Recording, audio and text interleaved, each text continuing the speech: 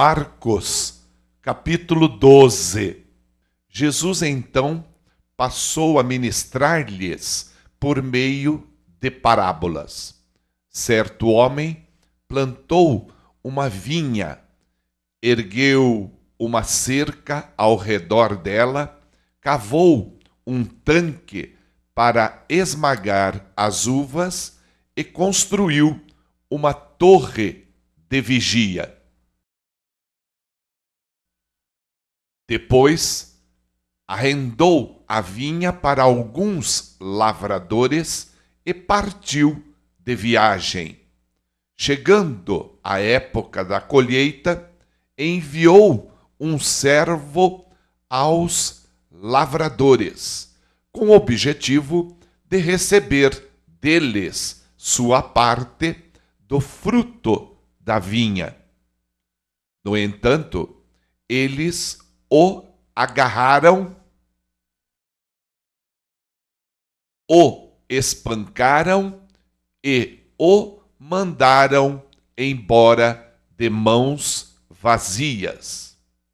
Então lhes enviou um outro servo, e também lhe bateram na cabeça e o humilharam. E enviou outro ainda, o qual assassinaram. Então enviou muitos outros, mas a alguns agrediram e a outros mataram. Finalmente, restava-lhe enviar seu próprio e amado filho. A este lhes enviou com a seguinte intenção: a meu filho respeitarão. Todavia, aqueles lavradores combinaram entre si: este é o herdeiro. Ora, venham, vamos matá-lo, e assim a herança será toda nossa. Então o agarraram, assassinaram e o jogaram para fora da vinha. Diante disso, o que fará o proprietário da vinha? Virá, destruirá aqueles lavradores e outorgará a vinha a outros vinicultores. Ainda não lestes esta passagem nas Escrituras? A pedra que os construtores rejeitaram, essa veio a ser a pedra principal, angular. Isto procede do Senhor e é obra de grande maravilha para todos nós. Por isso, começaram a tramar um jeito de prendê-lo, pois perceberam que ele havia narrado aquela história com o propósito de acusá-los. Contudo, tinham receio da multidão e acharam melhor se afastarem.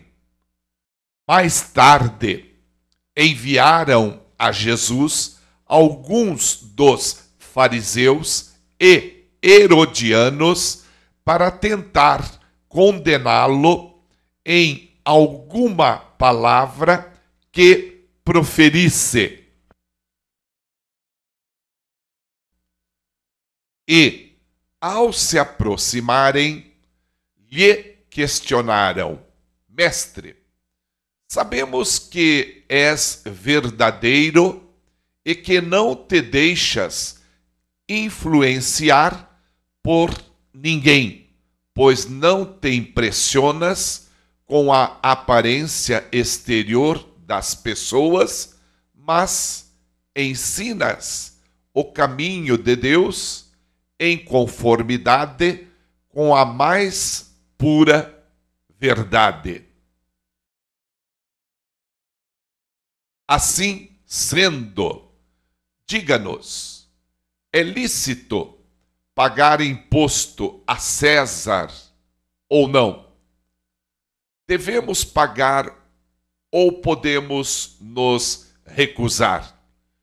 Jesus, porém, conhecendo o quão hipócritas estavam sendo, lhes inquiriu: por que me tentais? Trazei-me um denário para que eu o veja. E eles lhe trouxeram a moeda, ao que ele lhes indagou: de quem é esta imagem e esta inscrição? Ora, de César, replicaram eles. Então Jesus lhes asseverou: dai a César o que é de César, e a Deus o que é de Deus. E todos ficaram pasmos com ele.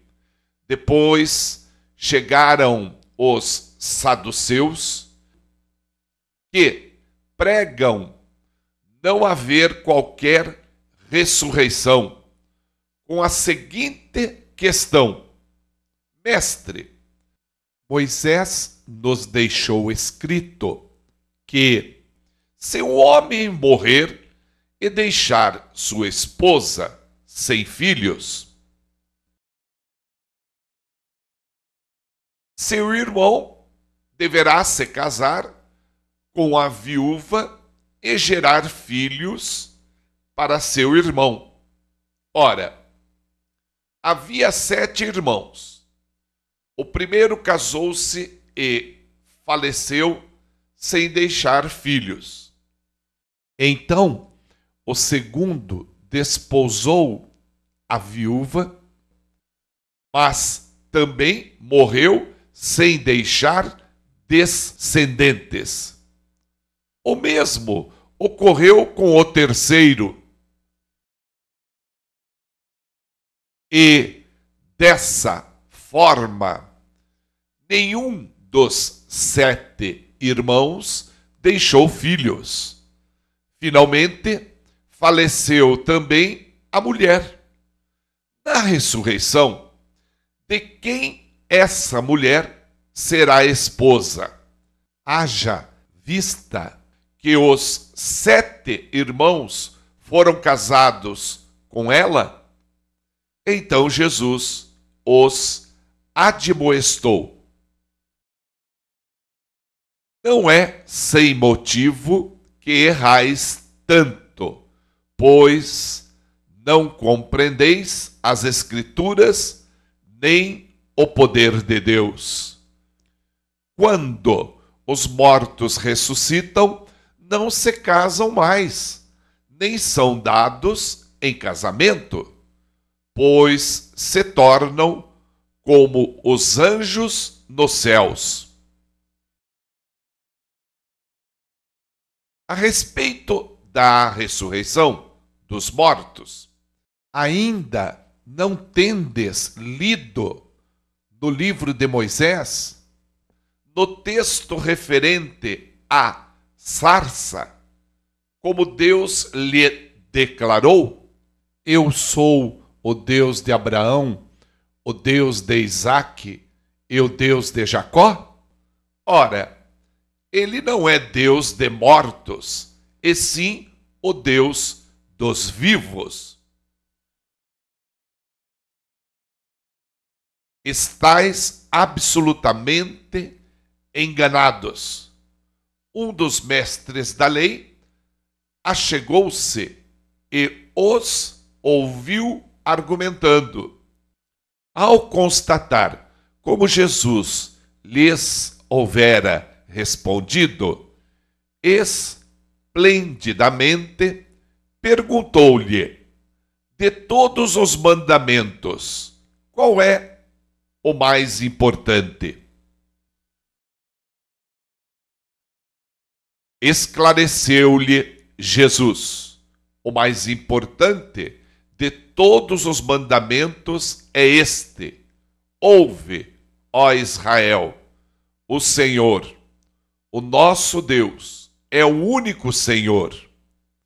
Amarás, portanto, o Senhor teu Deus de todo o teu coração, de toda a tua alma, de todo o teu entendimento e de toda a tua força. E o segundo é: amarás o teu próximo como a ti mesmo.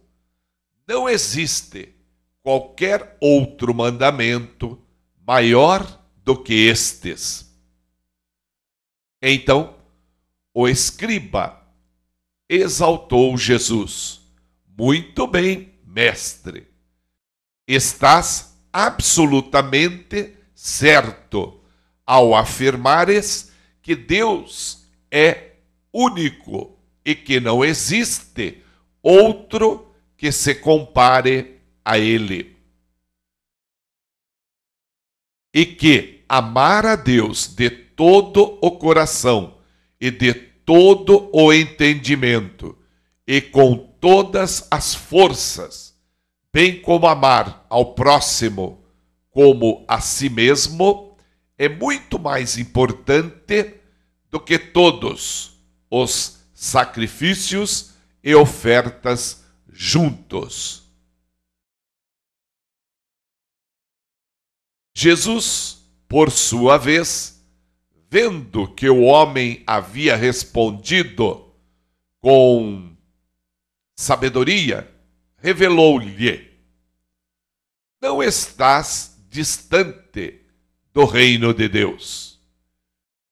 E, a partir disto, não havia mais alguém que ousasse lhe questionar coisa alguma.